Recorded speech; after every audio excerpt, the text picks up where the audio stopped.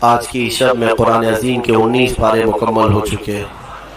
اللہ عز و جل بقیہ قرآن کے حصے کو صحیح تجوید کے ساتھ تلاوت کرنے اور آپ سب کو رغبت کے ساتھ سماعت کرنے کی توفیق عطا فرمائے۔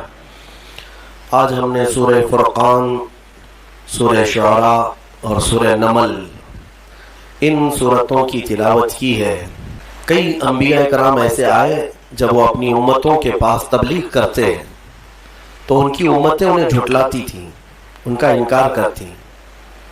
حضرت نوح علیہ السلام کی قوم نے ان کو جھٹلایا، حضرت لوط علیہ السلام کی قوم نے جھٹلایا، اور حضرت ہود علیہ السلام کی قوم نے جھٹلایا، حضرت شعیب علیہ السلام کی قوم نے جھٹلایا، صالح علیہ السلام کی قوم نے جھٹلایا۔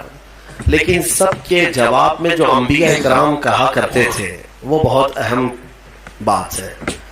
وہ یہ کہا کرتے تھے وما اسألکم علیہ من اجر ان اجری الا علی رب العالمین، لوگوں میں تم سے یہ تبلیغ کے معاملے میں اجرت نہیں طلب کرتا، میری اجرت میرے رب العالمین کے پاس ہے۔ ہونا یہی چاہیے کہ جو دین کی تبلیغ کرے وہ لوگوں سے توقع بھی نہ رکھے، لوگوں سے امید بھی نہ رکھے کہ لوگ مجھے کیا دیں گے۔ حقیقت دیکھا جائے تو لوگ دین کی تبلیغ کے اجرت میں کیا دے سکتے ہیں؟ کیا یہ پیسے اور سکے دین کی اجرت بن سکتے ہیں؟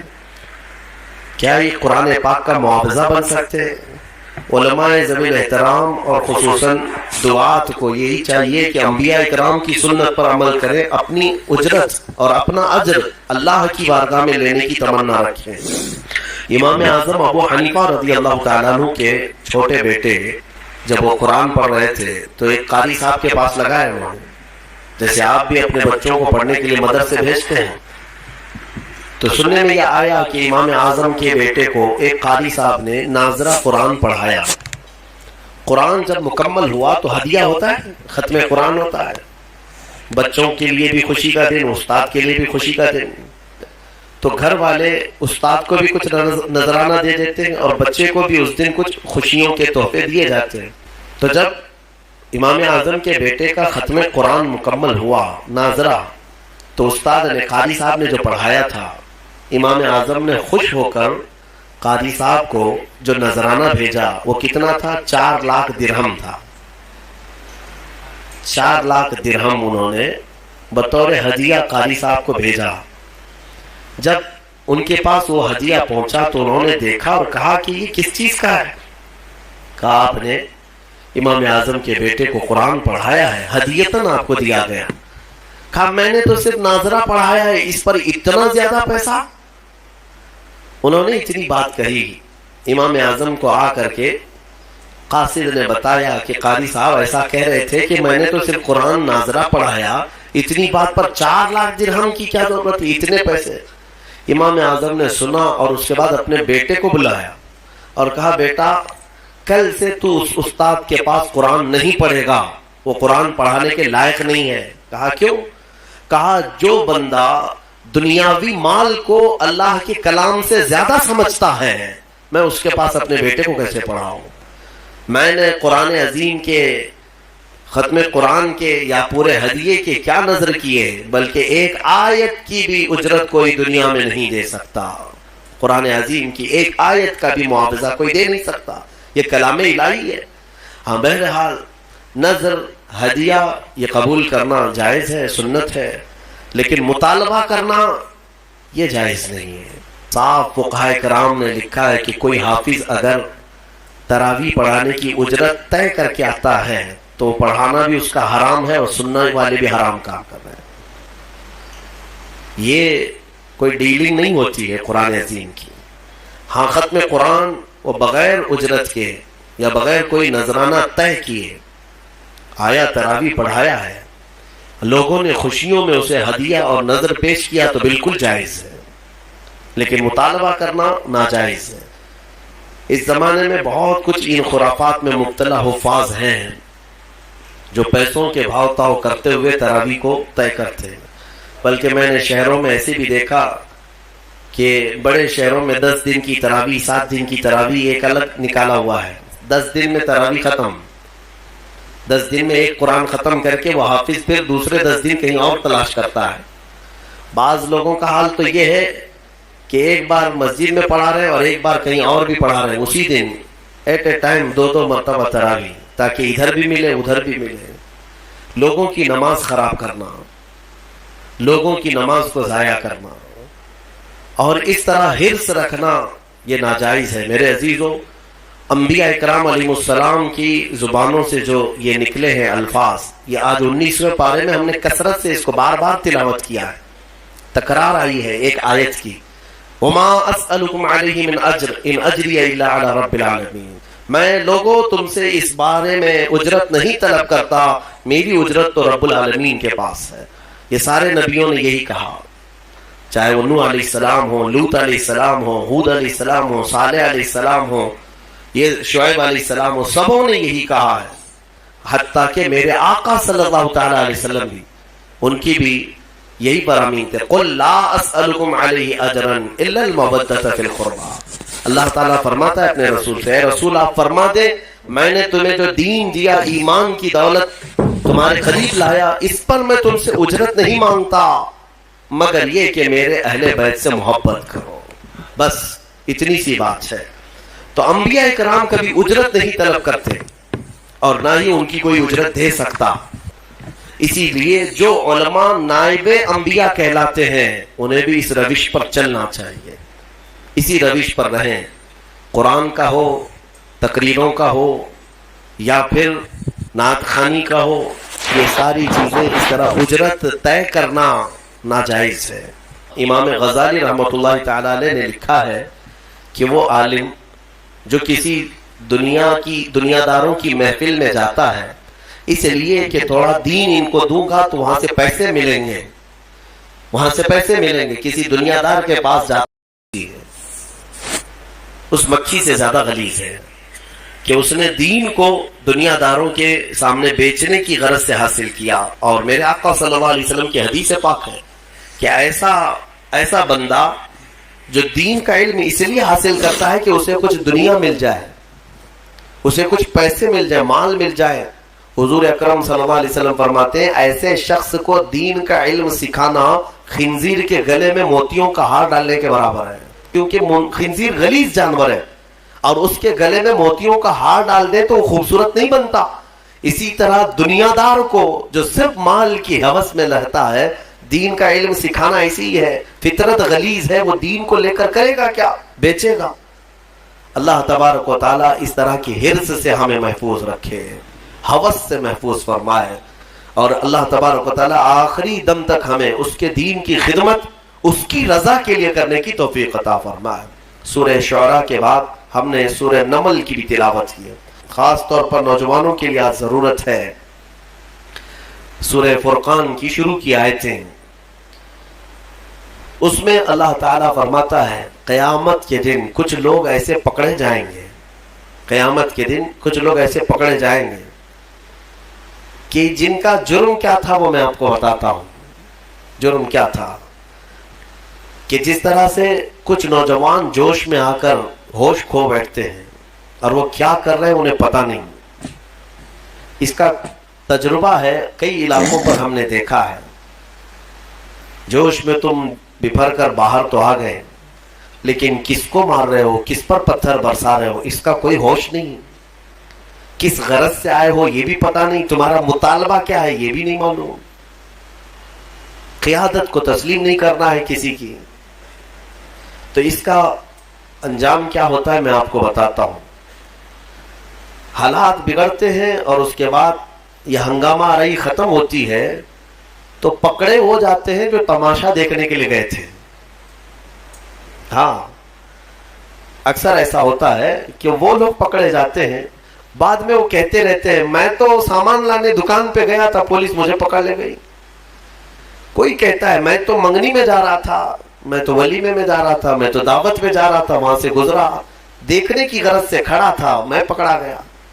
یہ باتیں جو آتی ہیں میں آپ کو بتاتا ہوں. قرآن پاک کی آیت، اللہ تعالیٰ قرآن میں فرماتا ہے یا ویلتا لیتنی لم اتخذ فلانا خلیلا.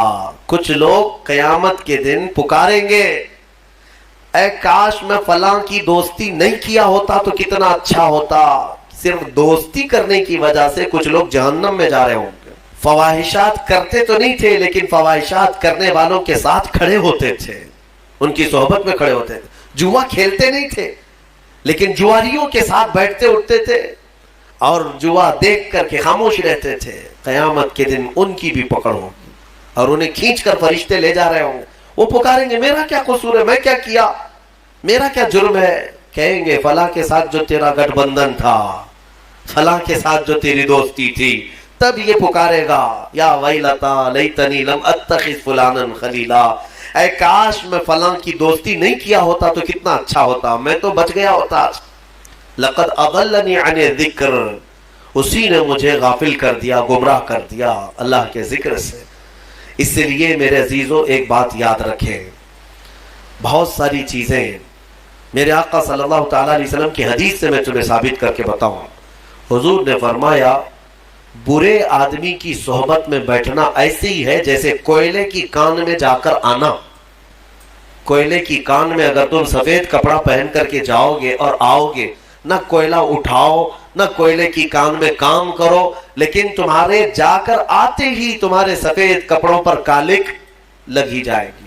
اور حضور اکرم صلی اللہ علیہ وسلم کی حدیث کا مفہوم یہ بھی ہے، اور اچھوں کی صحبت میں بیٹھنا ایسے ہی ہے جیسے عطر کی دکان میں جا کے آنا۔ عطر لگاؤ نہ لگاؤ لیکن دکان میں جا کے آنے کے بعد تھوڑی بہت کپڑوں میں خوشبو آئی جاتی ہے۔ کیسی مثالوں سے میرے آقا نے فرمایا۔ اسی طرح دنیا میں تم اگر صالحین کی صحبت میں بیٹھتے اٹھتے ہو، اچھوں کی صحبت میں بیٹھتے اٹھتے ہو، تو اس کا اثر اتنا ہوتا ہے کہ قیامت کے دن جہاں وہ جا رہے ہوں گے فرشتے تمہیں بھی وہیں پر بھیجتے۔ بزرگوں کی صحبت میں بیٹھنے والوں کو ہم نے دیکھا ہے، بعض روایات میں ہم نے یہ بھی پڑھا، سرکار غوث اعظم عبد القادر جیلانی رضی اللہ تعالیٰ عنہ کے ہاں کام کرنے والا جو دھوبی تھا غوث پاک کے انتقال کے بعد بغداد کے بڑے بڑے علماء اگر کسی مسئلے میں پیچیدگی آتی تو اس دھوبی سے جا کر سوال کرتے، اس مسئلے کا حل آپ کو معلوم ہے؟ وہ جواب دے دیا کرتے۔ کیوں؟ میاں صحبت میں جو بیٹھتا تھا روزانہ فقہی مسائل کو سننا، اس کی پیچیدگیوں کو سننا، سنتے سنتے صحبت کا اثر اتنا کہ وہ فقہ کی باریکیاں بھی لوگوں تک بیان کرنے لگ جائے۔ ایسے ہی ہم نے دیکھا ہے ڈاکٹروں کی صحبت میں رہتے رہتے کئی لوگوں کو دوائیوں کے نام یاد ہو جاتے ہیں، بیماریوں کی جڑ معلوم ہونے لگ جاتی ہے۔ تو صحبت ہی کا تو اثر ہے، پڑھا نہیں ہے، کچھ بھی نہیں ہے، صحبت میں رہنے والے کو اثر ہو ہی جاتا ہے۔ شیخ سعدی رحمت اللہ علیہ نے فرمایا ہے، گلے خوشبوئے در حمام روزے رسید از دست محبوب بدستم۔ ایک دن ایک خوشبودار مٹی مجھے ہاتھ میں ملی، حمام میں خوشبودار مٹی تھی، تو میں مٹی کو سونگھا اور دیکھا کہ مٹی میں خوشبو کہاں سے آئی۔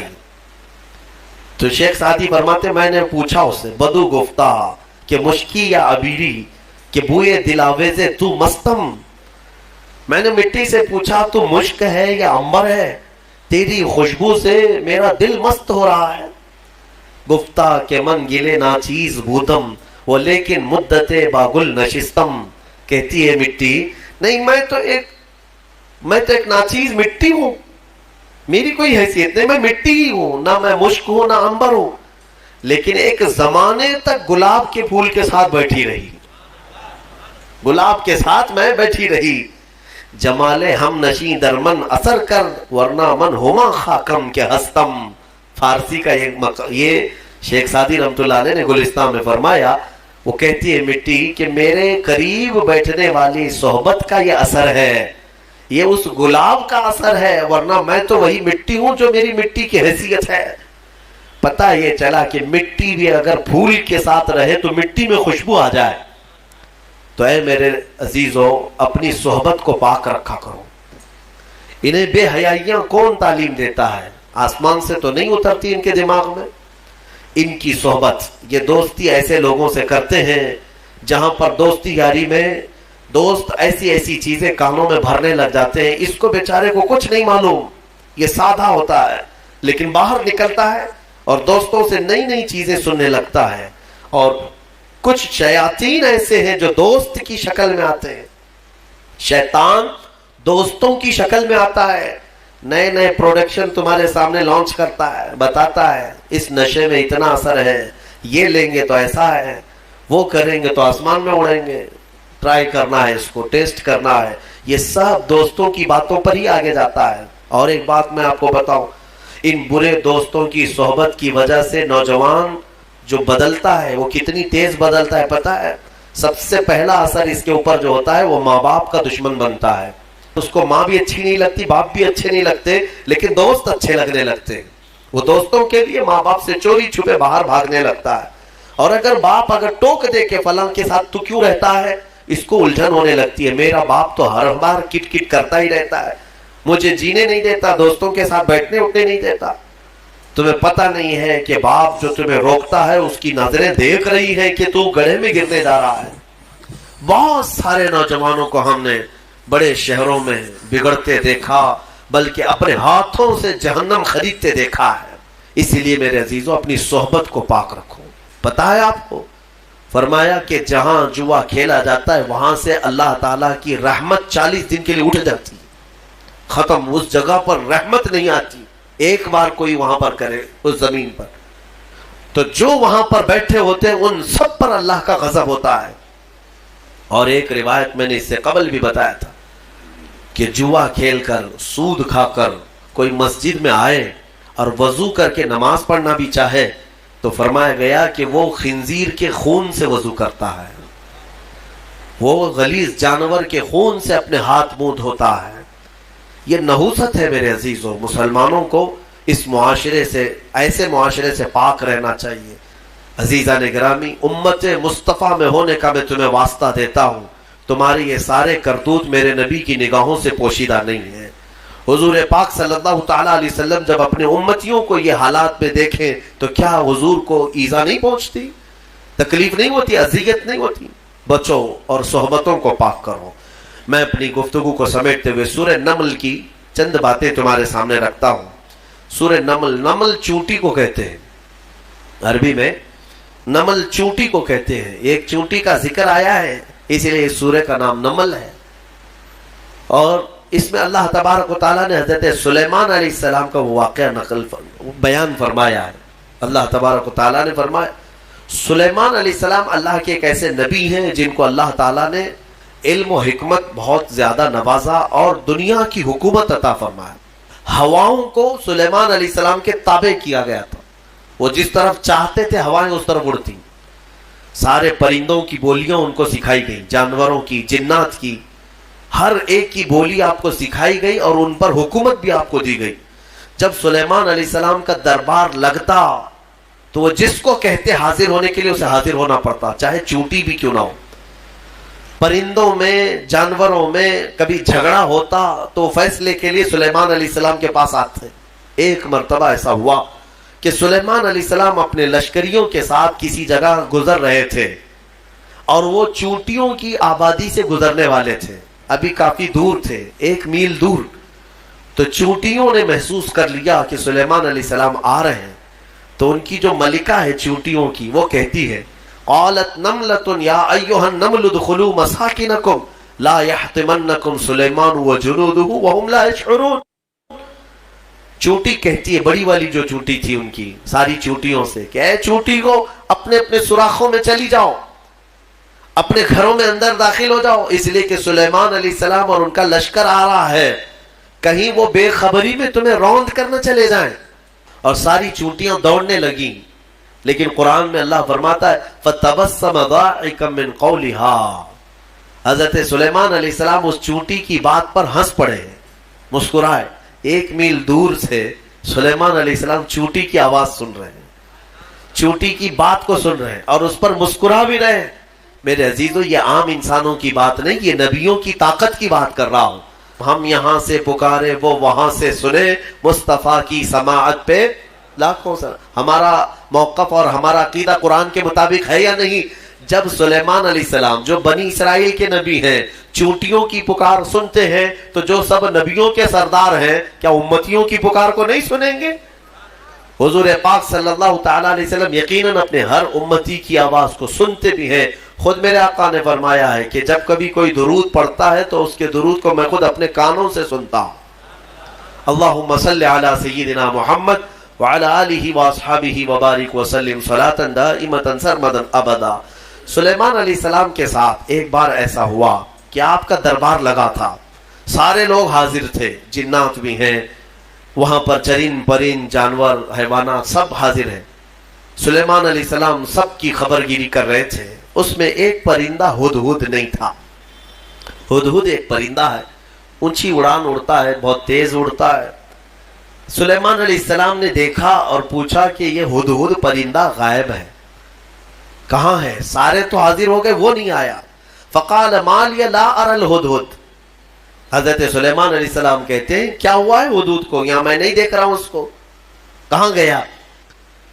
لَأُعَذِّبَنَّهُ عَذَابًا شَدِيدًا أَوْ لَأَذْبَحَنَّهُ أَوْ لَيَأْتِيَنِّي بِسُلْطَانٍ مُبِينٍ۔ اگر وہ اس کے بعد آئے گا سخت سزا دوں گا، یا تو اس کو ذبح کر دوں گا، یا تو پھر کوئی معقول وجہ لے کر کے آئے۔ تھوڑی دیر گزری تھی، اس کے بعد ہدہد آ گیا اور پھر اس کے بعد حضرت سلیمان علیہ السلام کے پاس آ کر اپنی خبر دینے لگا۔ کیا؟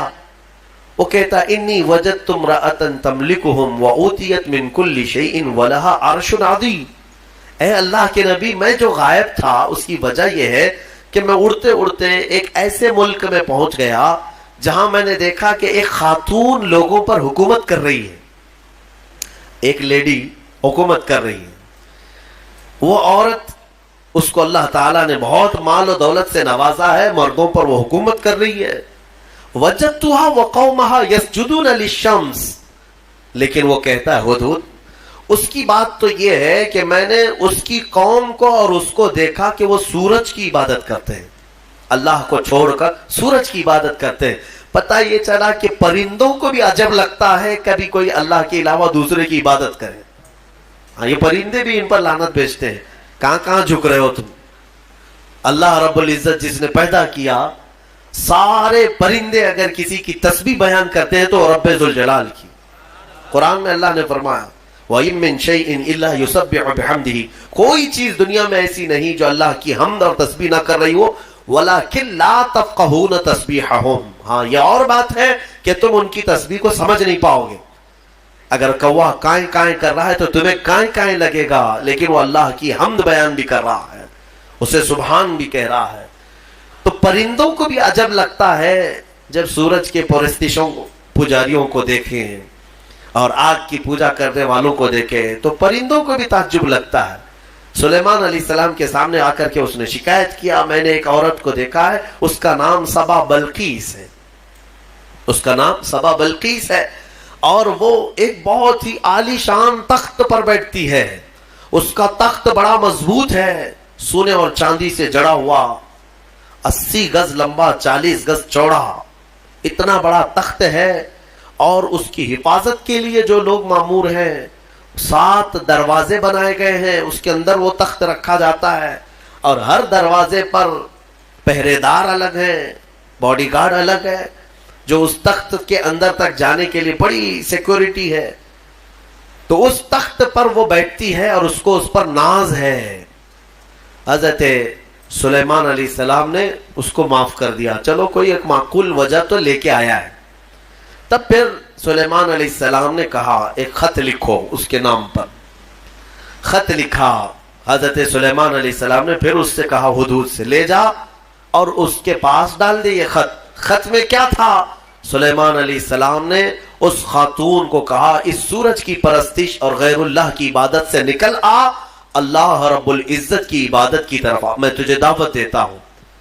یہ خط میں تھا، دین کی دعوت دینا نبیوں کا کام ہی ہے، انبیاء کرام علیہ السلام کا یہی وتیرہ رہا ہے۔ یہ خط لے جا کر کے سبا بلقیس کے پاس ہدہد نے ڈال دیا۔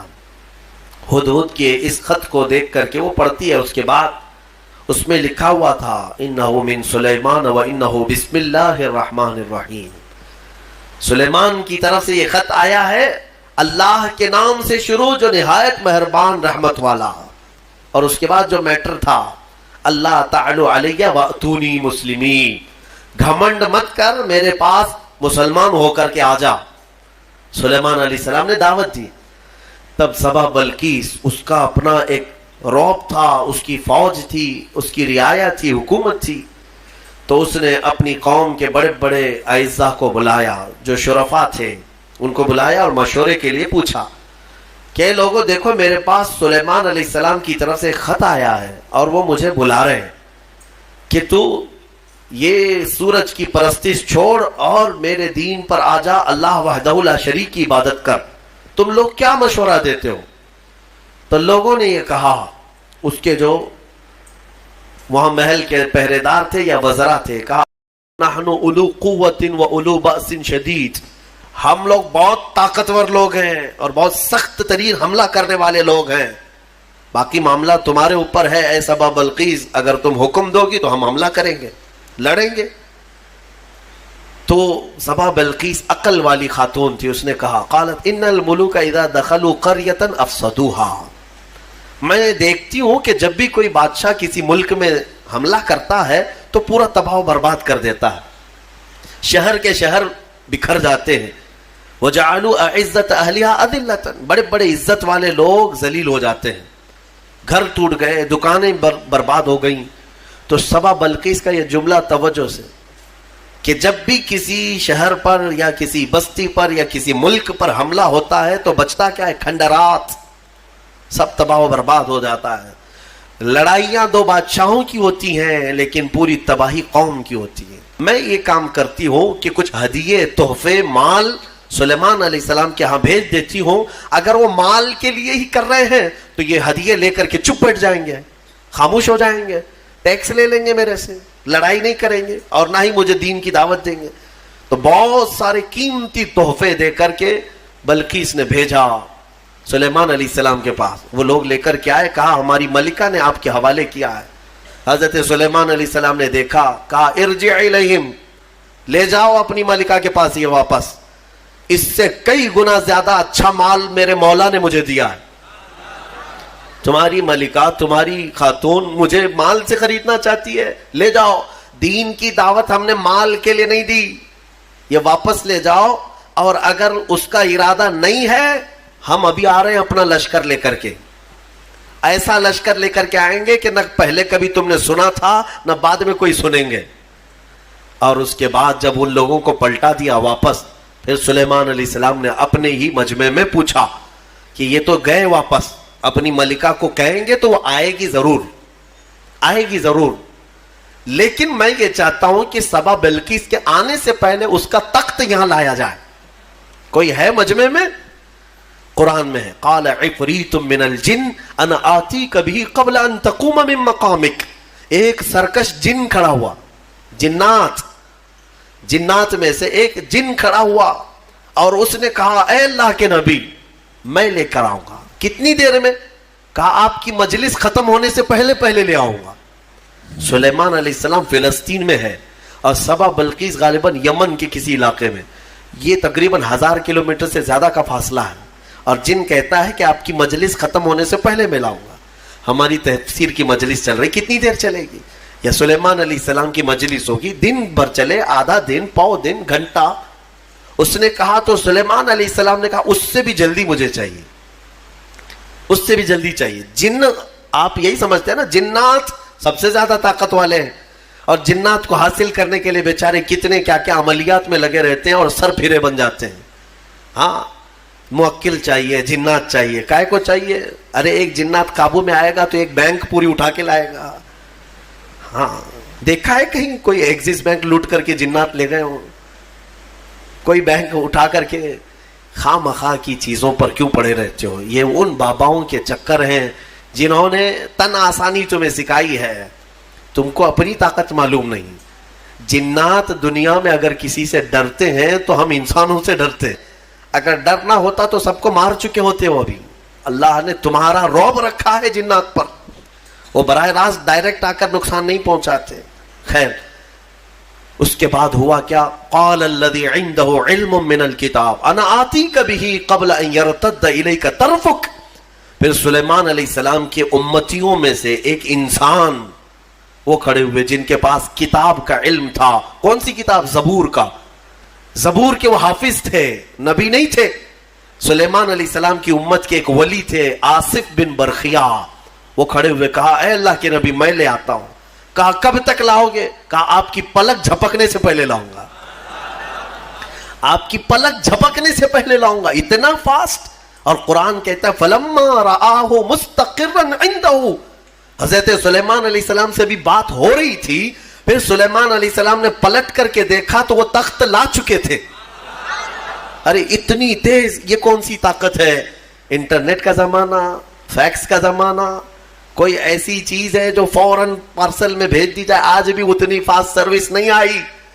یہ 4000 سال پہلے اگر فاسٹ سروس آئی تھی تو تمہیں اندازہ ہونا چاہیے قرآن بتا رہا ہے اولیاء اکرام کی طاقت کتنی ہوتی ہے. اور اسی کو میں کہتا ہوں پھر اندازہ کرو بنی اسرائیل کے ایک ولی پلک جھپکنے سے پہلے تخت لا سکتے ہیں تو امت محمدیہ کے ولی غوث اعظم عبد القادر جیلانی بغداد میں بیٹھ کر کے اگر یہ فرمائیں کہ میرا مرید مشرق میں ہو اور میں مغرب میں ہوں، اگر اس کا سطر کھل جائے مجھے اس نے پکارا تو میں وہیں سے اس کی سطر پوشی کروں گا. بالکل غوث پاک نے حق فرمایا کیونکہ اولیاء کو اللہ نے وہ طاقت اور وہ تصرف عطا کیا ہے. بہرحال وہ تخت تو آ گیا. وہ پتہ نہیں کتنے دنوں کے بعد سبا بلقیس آئی. سلیمان علیہ السلام نے اس میں تھوڑے سے سوراخ کر دی، کچھ جگہ سے کھرچ دیا اور کہا اس کو تھوڑا سا ڈیمیج کر کے رکھو اور دیکھتے ہیں اس کو آنے دو وہ اپنے تخت کو پہچانتی ہے یا نہیں.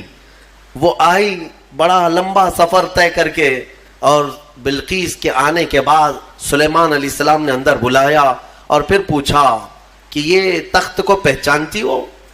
یہ تخت جانتی ہو؟ تیرا تخت بھی ایسا ہی ہے؟ سبا بلقیس نے کہا میرا تخت ایسا نہیں، میرا یہی تخت ہے.